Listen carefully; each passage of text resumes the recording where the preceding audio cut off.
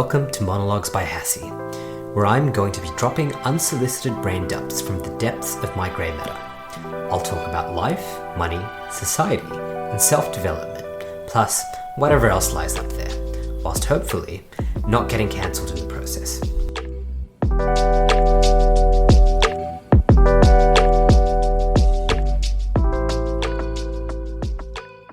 Stop asking for advice if all you actually want is validation from the person from whom you're asking advice. Now, if I were to give the game of life 100 levels, and this is going to be different for everyone, I probably only consider myself to be like a level 2 or a level 3 at best, because there's so much for me to do and so much for me to develop. But even by viewing myself as a level 3, inherently there are going to be people who are younger than me or maybe not as experienced in a particular area who will come to me for advice. And I see it as my duty to try and help these people perhaps avoid some of the mistakes that I've made and help them get to my level and surpass me as quickly as possible. Now, that being said, I've noticed something very irritating is that a lot of people, and I should be very clear about the specific demographic, it is young men in their early 20s will come to me and ask me for advice on certain things happening in their life. But what they're really after is for me to validate whatever they've decided to do or what they've done, and to then, simply piss off. And that's all they want. They want me to make them feel good, to validate their opinions, and then to continue in the same trajectory. They're not seeking genuine advice. And I think this is very detrimental if this is the way that you are seeking advice in general. So here's a particular scenario which I was given, and here's how it goes. This particular person was at a party with some friends at a bar, and a young woman came up to them, basically tipped her food onto their head and walked off. This wasn't a person that they interacted with the entire night. They were simply with their friends. They hadn't been drinking. But nevertheless, this happened to them. And as a response to that, they went after that woman. They got mad at her, knocked her drink out of her hand, argued with the security, and the end result was that they got kicked out. And after getting kicked out, they were recounting this story to me, saying things like, "Oh, God will punish them. They need to be made accountable," going into this really negative tirade. And they asked me the simple question: "Do you think I was in the wrong?" And and my answer irritated them, because my answer was yes.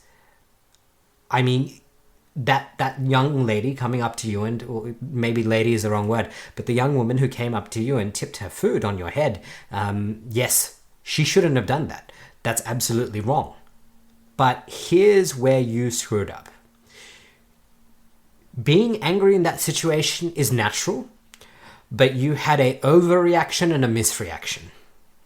And this is where everyone, regardless of your demographic, man, woman, right, teen, 60, people have overreactions and misreactions all the time. I know, I definitely do. There are so many situations where I look back and say, I got really angry. I wanted to rip that person's throat out, and it wasn't a good look. I could have handled that situation a lot better. So going back to that particular scenario, that young woman comes up to you and she she tips her food onto your head, right? You don't know who she is. What should you have done in that situation? Now, this is probably where I start to get into some maybe uncomfortable truths, bordering on the line of, in my intro, I talk about getting cancelled. Maybe this is where I get cancelled. But the first thing I'd say to a young man is what you experienced in this situation. Now, you were partly at fault. You weren't at fault for what happened initially, but you were at fault for overreacting and your misreaction, right? So, on a scale of 1 to 10, maybe your reaction to somebody dumping food on you should have only been a 3 or a 4, but you kind of pushed it to an 8. And then you reacted in the wrong way as well, right? You knocked a drink out of her hand, you caused a scene. You probably looked like the crazy one, right? So it didn't help you out.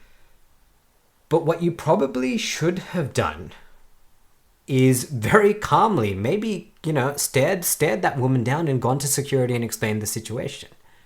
And maybe they might have done nothing, which is absolutely a possible outcome, but they might have actually, rather than have kicked you out of that club, they might have kicked her out of that club. And that would have been a much better outcome for you. You would have had a greater sense of justice. The whole idea of God will punish this person that you were telling me is merely a sign of mental masturbation. That's it. God isn't going to punish anyone. In fact, if God punished anyone, they punished you, because you not only got the food dumped on you, but you also got kicked out because you had an overreaction and you had a misreaction. And back to the part where I said this is going to get me cancelled.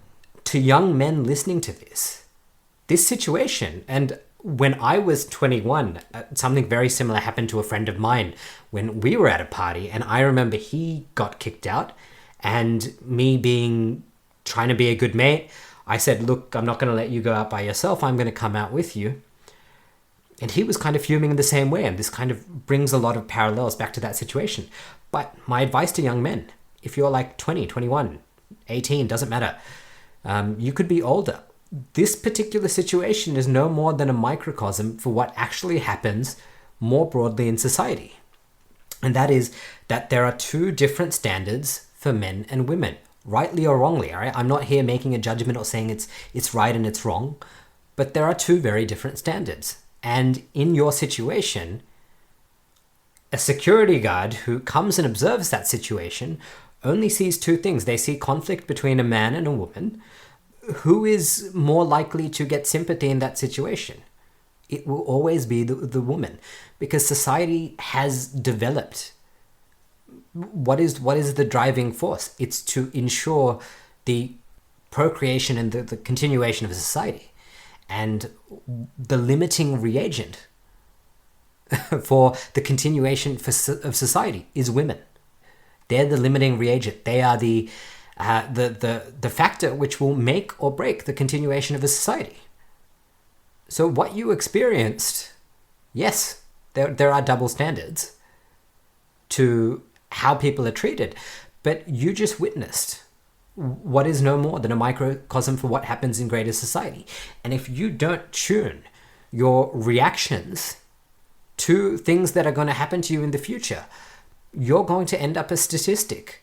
You're going to be the really bitter person coming out of family court saying the system's not fair. The victim mentality does not suit young men. It is a very ugly look.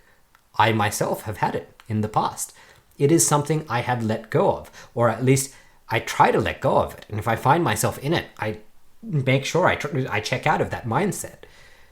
Being a victim for certain demographics in our society is a very ugly look. It is okay for particular demographics to play the victim card, but you cannot do that. So if that situation ever happens to you again, right, how are you going to react? You took a situation that was a 3 out of 10 in terms of unpleasantness, and you elevated it to a 10 out of 10. And that's what fucked you up. But you're still angry at the person who caused 3 out of 10, even though you literally tripled that situation in terms of how unpleasant it ended up being. And it's very interesting because when people come to me with these situations, it always makes me reflect on things that have happened to me in the past, and it gives me insight and how to do things better myself. So if anyone is listening to this, I would implore you to think about situations when something happens to you that's negative or even positive. Are you overreacting, right? Are you reacting at the rate as you should? If somebody spills food on you, and in this case it was intentional, not unintentional, do you need to react at a 10 out of 10? Is that a valid reaction for that situation? And then, are you reacting in the correct way? Should you try to hurt that person? Right? I feel like it's very natural for humans to want to seek revenge. But is that actually going to help you? Remember, we do not live in caves and in the plains and in the savannas anymore. we have such a complex society where we have security, and again, security guards are a microcosm for what happens in the broader world, right? We have police, we have lawyers, we have judges, and we have these laws which are really designed to protect and help society continue, even though they may seem unfair at times. And it is important that you do react appropriately.